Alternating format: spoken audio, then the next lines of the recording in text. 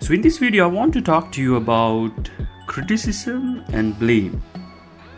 So this is one of the things that I've seen in my life that affected me and affects a lot of people. Our need to engage in criticism and blame.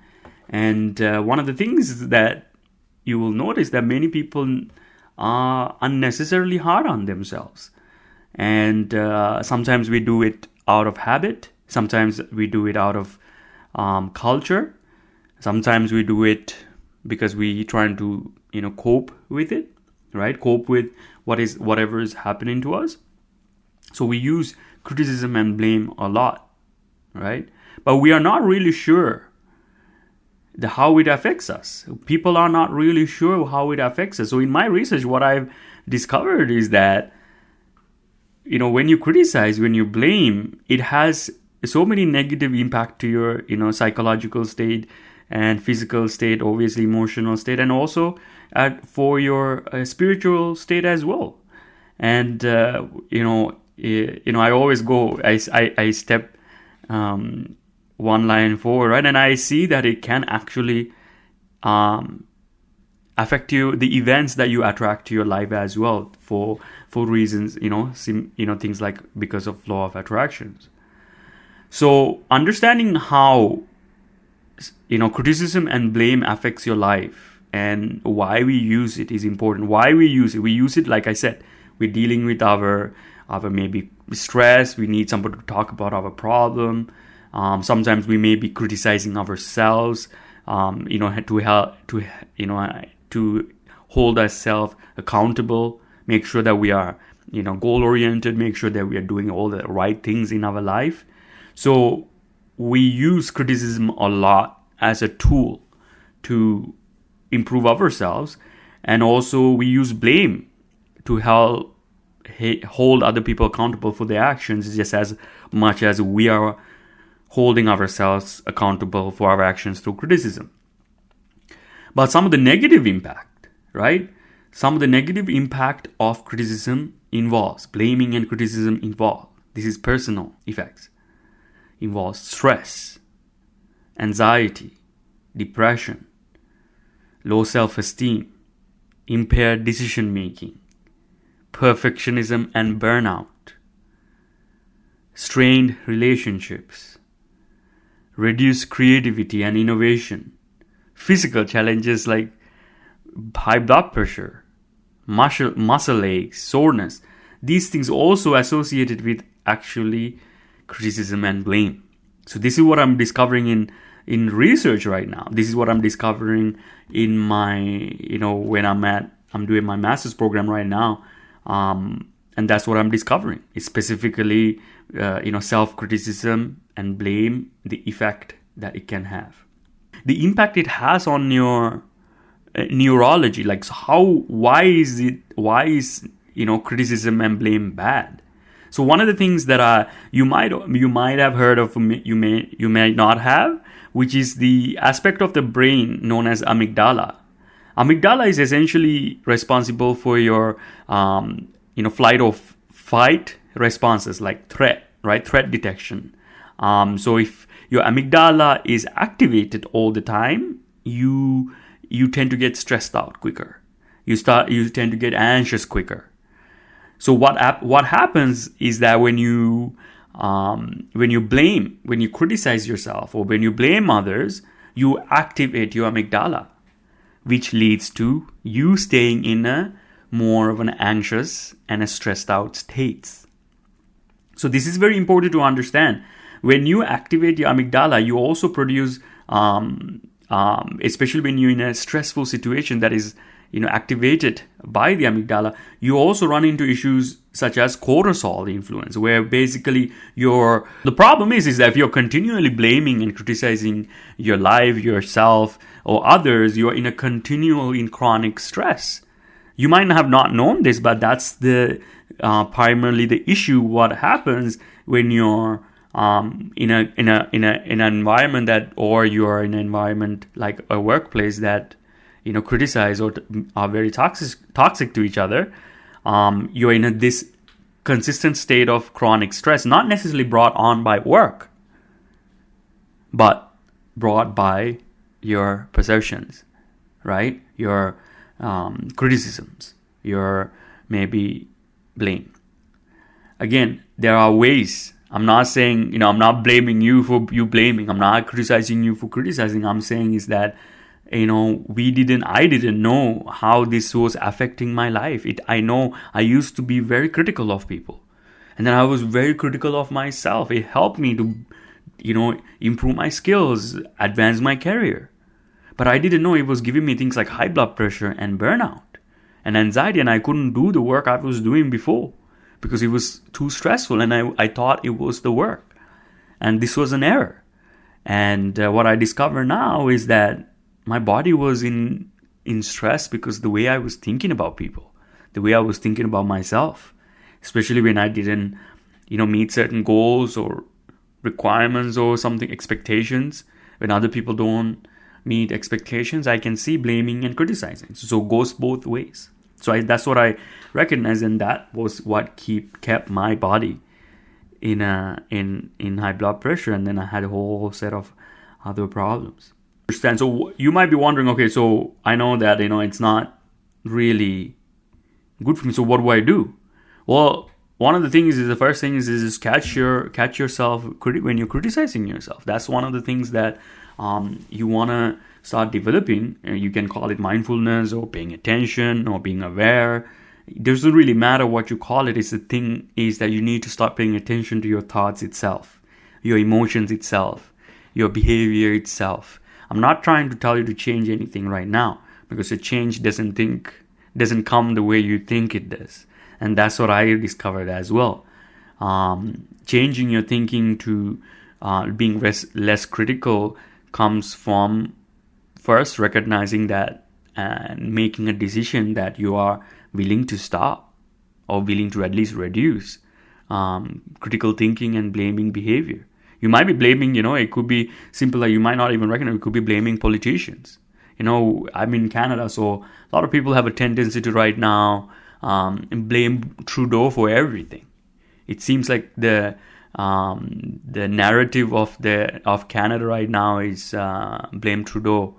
What this does is that, unfortunately, people are not aware, is that it diffuses the responsibility, it diffuses the power they have to change their life. They might be listening and paying attention to media and learning these things, and when other people blame, they also start blaming, thinking it has no effect on them. In fact, it helps them deal with their challenges in their life. What it actually is doing is making it more difficult for you, because it keeps your body and mind in a state of stress, anxiety, and fear. And then if it's long enough, it can turn into depression, can turn into burnout. How I know this is I faced it and didn't even know this was the reason. And now I'm looking at all this research, right? Research by Siegel and et al. Indicates that individuals with mood disorders who may engage in critical behavior often exhibit reduced prefrontal cortex activation during emotional tasks. So what that means, prefrontal cortex, what is that responsible for?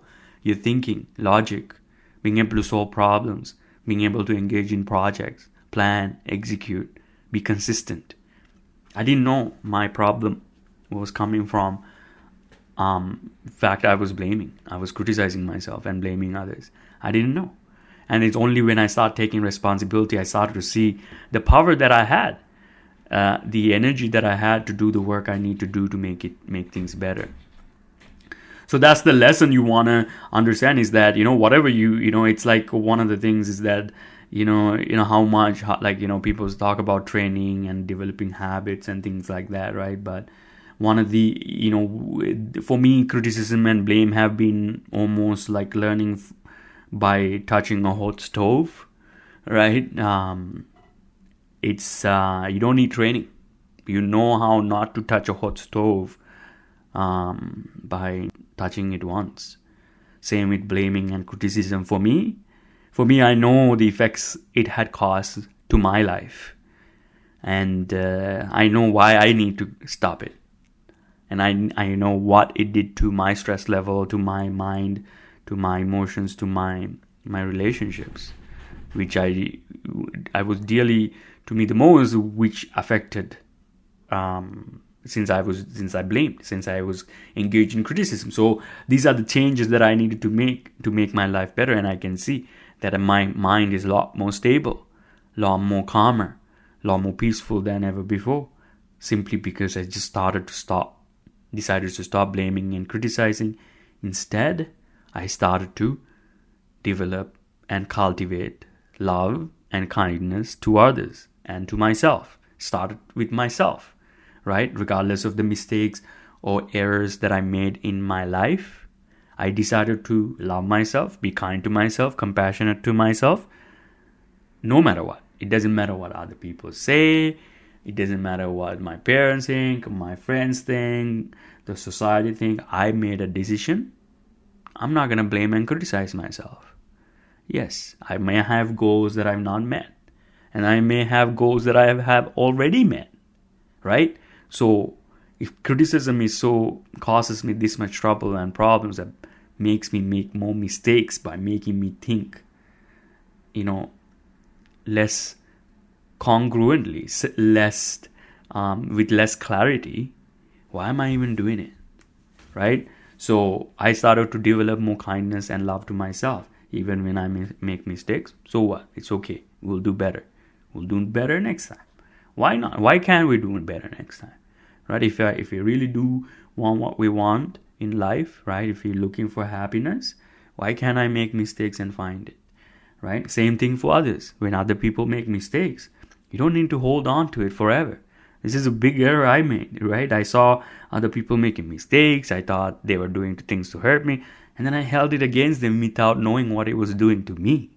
You see, the reason I'm willing to let go of what others has done is because I want to be free of the burden, emotional burden, right? I'm not condoning negative behavior, right? If somebody have done negative behavior, I'm not saying to condone that. But what I'm saying is to let go of the emotional burden and let go of the impact it has on your mind. Recognize, maybe they don't know what they're doing. Maybe they don't know their actions causes problems and challenges to themselves and others, right? So they might not know.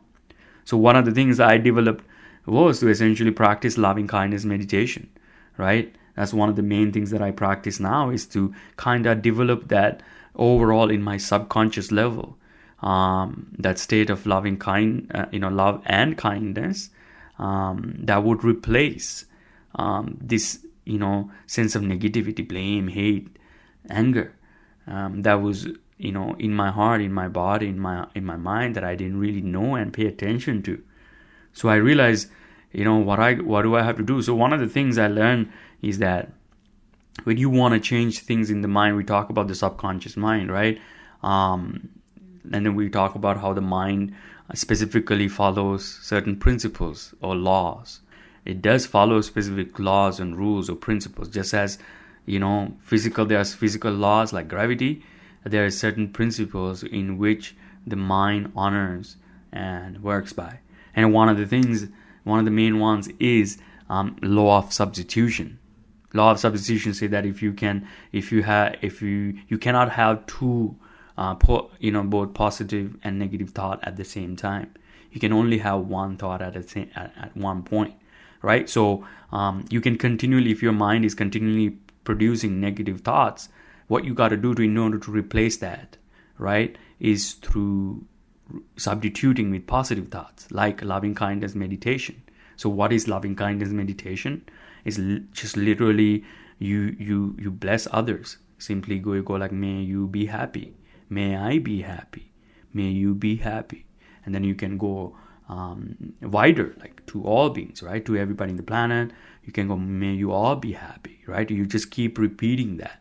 So what that does is that it started to replace this thinking, subconscious thinking of hate, blame, anger, that might be coming out of you without you even knowing. Because one of the things you might not know is that because the subconscious mind is automatic, right? And if you've been thinking negative thinking, in thinking in negative ways, especially blame and criticism, This type of thinking can automatically come to your mind, even when you're not doing it purposefully, especially when you're watching TV or when you're working in a difficult task, or if you have to use your emotions quickly, it triggers it, right? So what you got to do is essentially practice loving kindness meditation, and or meditate or loving kindness phrases or mantra, whatever you want to say, right? To replace that tendency of the mind, habit of the mind, purposefully, so that you have more experience of happiness, love, and joy. So you can also say, may you all be happy, may you all be free of mental suffering, right? May you all be at peace, may you all be at ease, may you all be at ease, may I be at ease, may I be happy. So this type of thinking, right, you can say, you can kind of using the may I be format to replace and put that what you do need. If it's love, if it's joy, if it's peace, you say that. So when you replace that with that, instead of your mind criticizing you for the mistakes which you have approved, right, it will start replacing these things. And then obviously you will experience less anxiety, issues, challenges associated with stress. Okay, so that's one aspect. So the first is essentially, like I said, pay attention to your thoughts, right? And the next is essentially loving kindness meditation, like what we talk about, right? And then comes repetition, right? You might think, oh, if I just do it 1 or 2 times, it will be replaced. It's not really how it works. One of the things, like I said, there are certain nature or laws or principles of the mind. One of the nature or principle of the mind is that it repeats itself. It's repetitive, right? When you ruminate, when you're experiencing like a rumination of thoughts from before, you might not be even thinking, but your mind continually repeating these thoughts to your mind, right? Because its nature is repetition, right? It's called law of repetition. So you have law of substitution, where you need to use the loving kindness. Now you have law of repetition, where you have to continually repeat loving thoughts, loving kindness to yourself and to others in order to replace these thinking that can affect you, right? So repetition is a very important thing. Remember law of repetition, very important. So in order to repeat that, you might wonder how many times you have to repeat that. That's why I created this meditation that lasts for about 10 minutes. And if you do it, 2 times a day, it will be a good place to start, right? So you don't need to force yourself. You can do it and just listen first, right? If you don't have to say things that is on it or anything like that, just simply listening and just starting to pay attention, just starting to develop the mind in your direction, the way you want, right? So that's the idea. And these are the things that you can do to make it better for yourself. Again, remember, there's no point being hard on yourself. You're learning. You're a different person when you're 10 years old, 20 years old.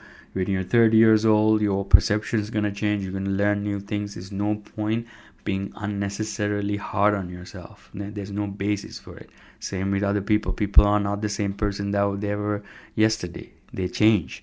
They evolve. They grow, right? So holding someone to the things that they have done in the past, I don't think that's the right way to do it, right? I don't think that's the right way to do it. We have to learn to let go, if we want to be happy, right? If we need to, like I said, I'm not condoning negative behavior. I'm saying if we need to move on to do bigger and better things in our life, we need to start thinking about letting go of these things, specifically criticism and blame. See you on the next one.